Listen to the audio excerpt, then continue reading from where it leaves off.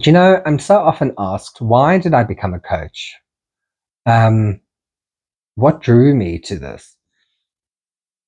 My first passion in life was not coaching. Of course not. You know, when you're a kid, what do you know about coaching? But my first passion as a child was the world of performance and acting.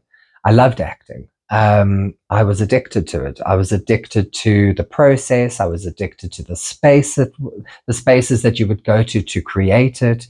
I loved working with the people that I worked with.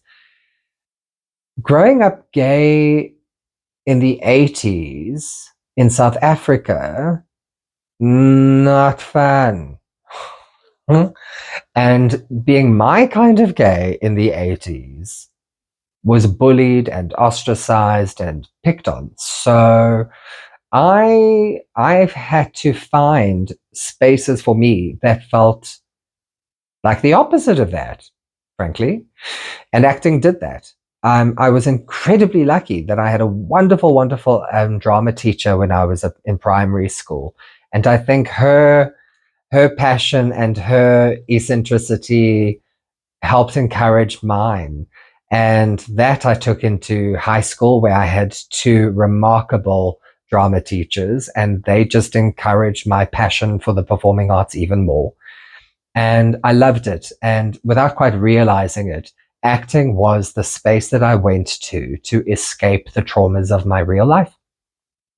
I grew up, as I say, I grew up openly gay in the 80s. I never hid myself per se. I came out officially when I was 13, but quite frankly, you'd have to be deaf and blind. So to not have known, especially in those years, because my voice wasn't as low as it was now. So, you know, you can imagine. Anyway, I went into the world of acting because it felt like, oh, these are my people. This is the space that I can be in. This is where I can be accepted and encouraged, and my intensities and my feelings are welcomed. And in fact, required to do the job of acting. And I have loved performance for that for many, many years. I still love the world of acting.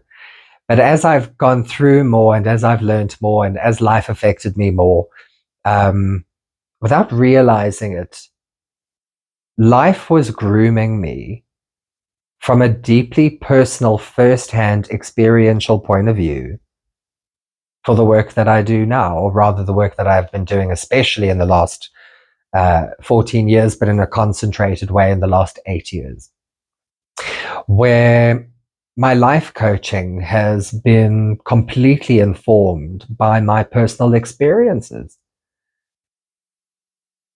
I am not what you would call trauma informed. No problem with that, by the way, but I am not what you would call trauma informed. I am somebody who's lived it. I've had firsthand experiences of it. So I'm doing a series of these videos because I think it would be a good and possibly helpful aid to anybody who is looking for a coach, who's looking for somebody to go to for whatever number of reasons, but is maybe looking for somebody who's actually walked it, you know, somebody who's lived it themselves and has personal experience and some knowledge to hand over.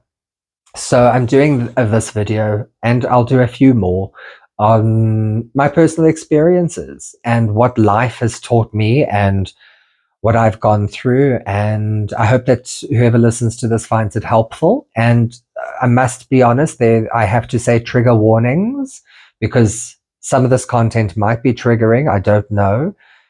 But yes, I don't want to traumatize anybody via a video.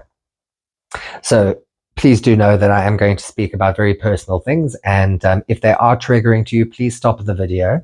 Don't carry on until you feel ready. So I went into the world of performance because it felt like an escape from my trauma. What trauma? My trauma started very, very young. I think the first trauma was being an effeminate gay boy in the 80s.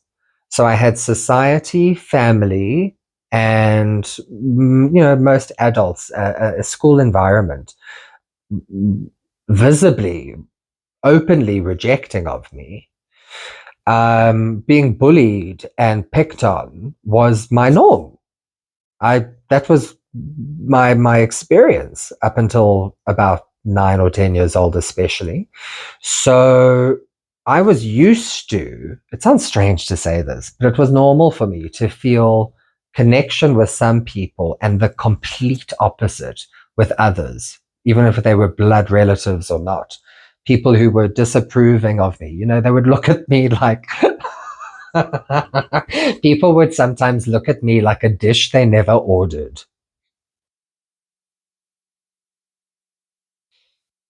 And some of them had the audacity to even say so. Um, they learned as I became stronger later and as I became a little bit more connected to my boundaries and my voice and my rage, very few people would ever pick on me ever again. But yes, up until I was about 9 years old, that was my norm. It was so normal that even my sister and I, would go to school. My much older sister, she was in high school when I was in primary school. And she would walk with me just to double check who I was being bullied by, who she had to threaten and stand up for me around. So that happened a handful of times. Such was the normalcy of that kind of thing. I hear that school's very different now. I won't mention names, but I'm happy to hear that it is different. If anything, perhaps it's gone in the opposite direction, but never mind. So growing up queer and openly gay in the 80s in South Africa, really not fun at all, and quite traumatizing, quite distancing. And I had a lot of people reject me. So rejection was a bit of a norm. So that was the first level of kind of trauma that I'd experienced. The next trauma that happened after that, and this is a trigger warning for any of you who have been abused or attacked. We were attacked in our home when I was about 9 or 10 years old. And we were attacked by two armed robbers. And this is an entire video on its own, and I'm not going to do this now, but I'm mentioning it for those of you who maybe have gone through something similar and you are looking for a trauma counselor or coach and somebody who can help you process what you're going through. So we were attacked in our home. My mother and father were stabbed many, many times. My sister was stabbed many times. And I was not, but I was hiding, and I managed to get out of the house. My brother wasn't home, but I managed to get out of the house and get to the neighbors, and the neighbors called the police and the ambulances and the paramedics. And in those years in South Africa, believe it or not, that was front page news then. It's so sad, isn't it, that we live in a day and age now, especially in South Africa, where this sort of thing is happening throughout the day. That is that's how sick our culture has become. Sick, desperate, yeah. So that messed us up for a long time. And my father suffered a head injury. We used to say for a couple of years afterwards that his behavior was quite strange, but all this time, much later, I understand that he was actually a malignant narcissist, and perhaps the head injury was bringing it out a little bit more. But yeah, my father was not what I would call an emotionally available, present, empathic, compassionate person at all, which is a different video. That's its own trauma. So yes, I lived through that, and a couple of months after that had happened, obviously the trauma caught up with me, and I ended up having an asthma attack, and my chest just shut down. So I was hospitalized, and that was also horrible because I was completely on my own in hospital because my family were also in hospital recovering from near-death experience and being attacked and stabbed. So there was a period of isolation that we all kind of had to go through. And I think also that isolation was quite traumatizing. So that was creating all kinds of emotional discombobulations and crises. Bear in mind, all of this is still happening while one still has to go to school and still, be a student and and function and learn and do all of those sorts. I don't know how I did that. So that was all pre-high school. So I suppose that's the trauma I want to mention in this video. The ostracized from my family, the disconnection from, well, society at large, thinking that something is wrong with me, having deep self-loathing right up until I was about 13 years old.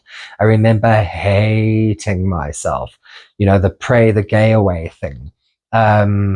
I believed that something was completely and utterly wrong with me because, when you're a child and your family and your parents do not make you feel safe or validated, you will carry that with you. It will alter how you live in the world. It does alter how you live in the world. And depending on where you land on the mental health spectrum, you could become pathological, cluster B, personality disordered, bipolar, narcissistic, something else, what trauma does to people, or you end up landing on the other side of the spectrum, which is where I landed mostly, which is on the codependent, people-pleasing, anxious attachment style. And I lived in anxiety all the time, but I didn't realize that that's what I was living with all the time. So I felt disconnected from my body constantly. Oh, something else that also added to that disconnection from myself is that when I was about 6 months old, I was already asthmatic from 6 months old, and asthma and eczema are often comorbid. They often come together. So I suffered from asthma and eczema, severe eczema for years. Even before the attack happened, so this was definitely before 9 years old, I was scratching my skin even in my sleep. I had severe eczema even behind my knees and my legs. I would lie in bed with my eyes. I was asleep with my legs in the air while I'm scratching behind my knees. It was horrendous, and it was around about that time that I must have scratched to the point of an infection, because I woke up one morning and I couldn't stand. I literally couldn't stand. I couldn't get out of bed. I was paralyzed from the hips down. And I remember screaming for my mom, and she came and she picked me up and she took me into the car and she took me to the doctors. And I don't remember what happened after that, but obviously it was an infection and I'm okay now. But, that's a very scary thing to happen when you're a kid. And you feel utterly powerless. There's nothing that you could do. So in those years, I was against my body. My body felt like it was betraying me. I hated my body. I think if anything, it was partly why, even right up into adulthood, I I never went into the sporty, gym, physical direction. To me, the body was a nightmare. It was a complete nightmare. I couldn't wait to escape it. So I went into the mind. I went into the cerebral. I went into the spaces of thought and imagination, and that's where I put all of my efforts in reading. And that's where I went. I didn't go into the body. The body for me was a problem from the beginning. So I've had to work very, very hard over very, very long to change this relationship with myself physically, because I really rejected my body. I thought that that God had made some sort of mistake, and that there was all of this stuff that was wrong with me. So I had the physical symptoms, I had the emotional traumas associated to rejection from family and others, about being openly gay, not even realizing that there was a name for it, mind you, in those years, and feeling very, very different, very sensitive. I was a codependent, people-pleasing, anxious little boy. And I thought that the way of bringing people closer to me was going to be through acts of self-sacrifice, which is why I see it in my clients all the time. All the time. I can smell it before they finished a sentence, because I knew it. I did it myself. I still remember having, I think it was one of my siblings, had friends over. I didn't even like the friends exactly, but I remember making them orange juice by hand. You had to squeeze every single orange. I mean, this took a while because I made a jug or 2 jugs full of orange juice. And I can say it now as I reflect on it, but I think what I was absolutely doing at the time was I was trying to garner affection through sacrifice. And isn't it funny? I'm speaking about that through orange juice. For those of you watching this video, what's your orange juice? How have you compromised and sacrificed yourself on the altar of someone else? Something to think about. But I was doing that in all kinds of ways. Orange juice comes to mind now, but there were many, many ways that I learned to betray myself. And I was practicing that. I was a master at it. Not quite realizing, by the way, that I was over years making it more impossible for myself to trust myself, to learn where my own self-esteem was, because I wasn't practicing self-esteem. I was practicing other esteem. I was making others important. Because I was still, I suppose, in a word, trying to find love, trying to find belonging, trying to find connection. And isn't it funny as human beings what we end up doing, often to our own detriment, to find what should be so freely given. But we have a long way to grow as a species. So I had experienced a lot of trauma before I'd even turned 13. More trauma followed that, but this video for the moment is about what did I experience as a preteen and how did that inform me as a coach? And the truth is, it all informed me as a coach. Those years, I was taking the intensity I'd experienced in those years and I was putting it into the acting, coaching, directing world. But at the same time, I was still trying to navigate or process the effects of my familial trauma and the attack that happened. And how was that affecting my understanding of life and my desire to participate in a sense of, shall we say, even a sense of peace in the world. I didn't feel peaceful at all. I found pockets of peace. I found moments of how to find peace. But I was carrying a consistent physical ache, trauma, hatred, self-loathing for years, all the while pretending to be okay. Not always getting it right. Those who were close to me knew I wasn't always being honest about that. But the things we do when we're learning who and what we are, those were very disempowered years for me. The empowerment came much later. Those years were hard. And I hated myself for not being what I thought other people wanted.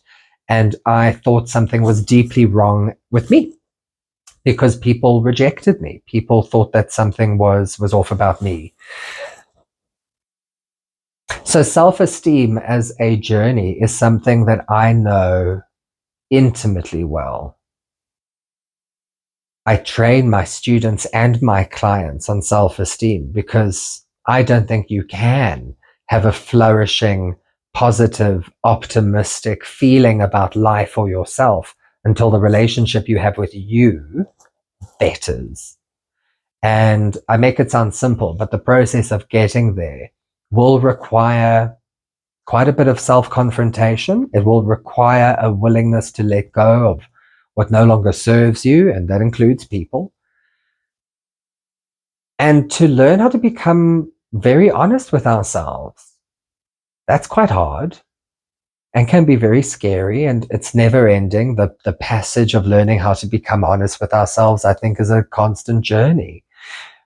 But I can tell you that it was only once I started getting honest with who and what I was that I started to feel more embodied, more present, more like my feet were actually on the earth, and that I didn't have to escape to mental and imaginary places, that it was okay to be in my flesh, to be in my body, to feel what it is to be on earth.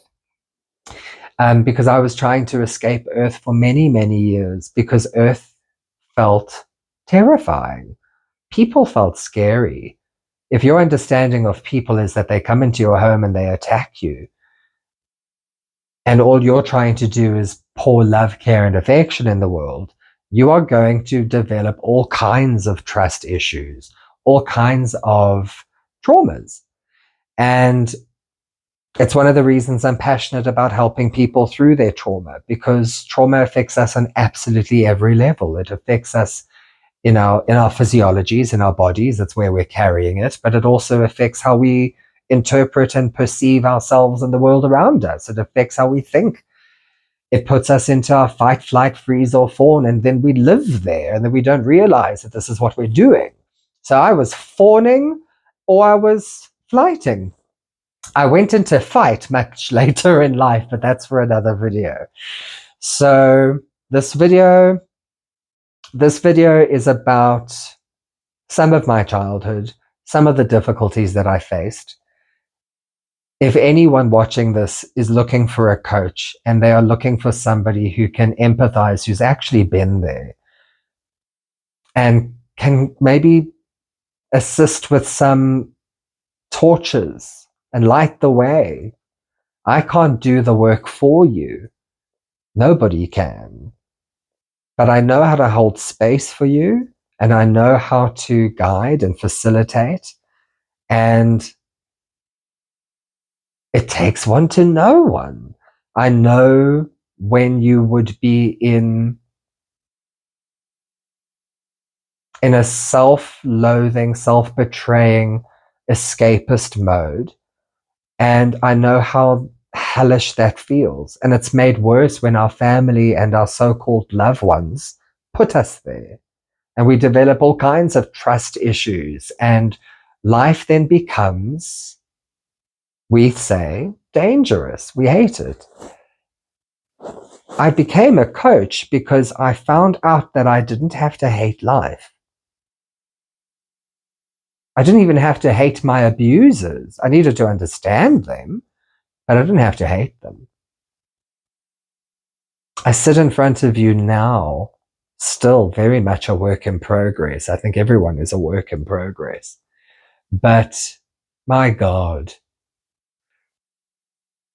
I don't feel that way as I did as a child anymore, at all. I am so much more secure and boundaried and clear. And that has taken years to get to. And if you are looking for somebody who can help you and set you on your path, I'm here and I'm waiting for you. I think the next video I'll go into the teens into young adulthood years and how all of those experiences, and particularly the experiences around my mother's getting stomach cancer, my father's affair, leading to the divorce and his remarrying, and everything that happened after that. So that video is coming up. Stay tuned.